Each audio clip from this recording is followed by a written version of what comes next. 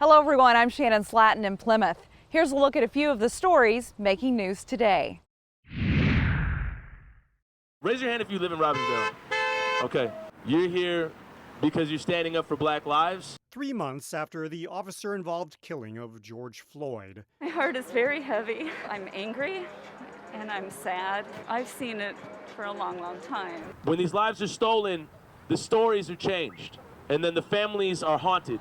A large group gathered at Robbinsdale's Lakeview Terrace Park. George Floyd wasn't the only one who was murdered. It's ongoing. To call for an end to police brutality and demand systemic change. Even if the police has protected your family, they're not protecting all families. TOSHIRA GARRAWAY was one of several people at Tuesday's event who say they've had a family member have a violent encounter with police. My son's father, Justin Tigan, was brutally beaten by the St. Paul police and thrown inside of a trash dumpster.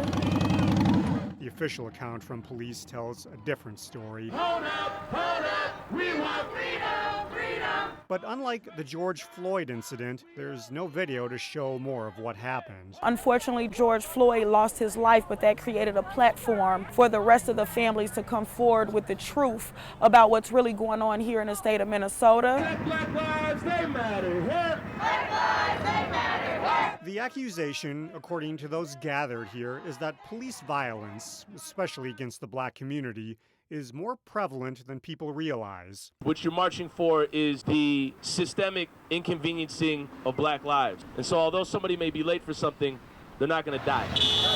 That's why they took to County Road 81 in Robbinsdale in the middle of rush hour.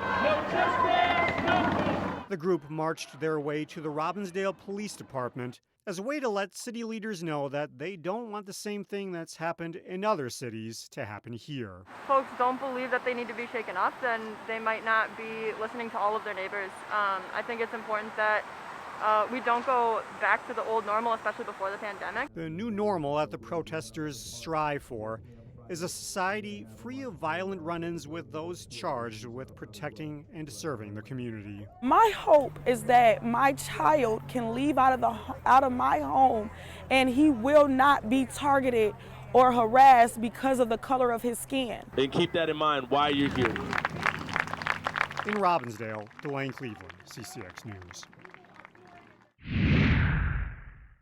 Brooklyn Center firefighter Corboy KB Bala has gone through a lot in 2020. I still can't believe it. I really still can't believe it. Bala's goal of opening his own sports bar in South Minneapolis was put on hold by COVID-19 in the spring. So it was a lot of sweat equity that was put into the location. Then his dream was crushed by the civil unrest after the George Floyd killing. Vandals destroyed his property in the Minneapolis riots. Even my little son, when I took him, my youngest, he's 6 years old. When I took him to see the restaurant after it was burned down, he was so angry and mad.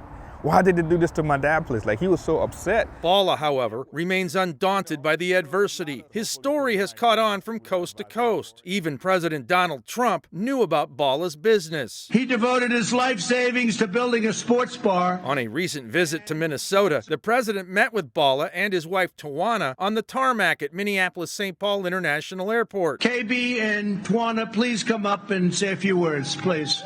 President Trump asked Bala about his plans for building another sports bar in the Twin Cities. We're looking at a new building right now to purchase, and it's on the market right now for $1.3 million. So that's kind of where we are right now negotiating. Because you had a real success, right? You built a real success ahead. Yeah. All right, well, maybe we can help you out a little bit with government, too. We'll try. Bala received the invite just one day before the president arrived. I was freaking out, like, I need to talk to somebody. He quickly spoke to his wife, pastor, and even prayed about what to do. Eventually, Bala said yes, with one stipulation. I'm not into politics. I didn't want to speak on something I didn't know about, you know? So the biggest concern was just going on there and just talking about my business, what I've been through. The Trump campaign agreed, and within hours, Bala was chatting with the president in front of Air Force One. I felt like it was like a movie, like it was surreal. So we got there that morning, it was Secret Service, it was all blocked up.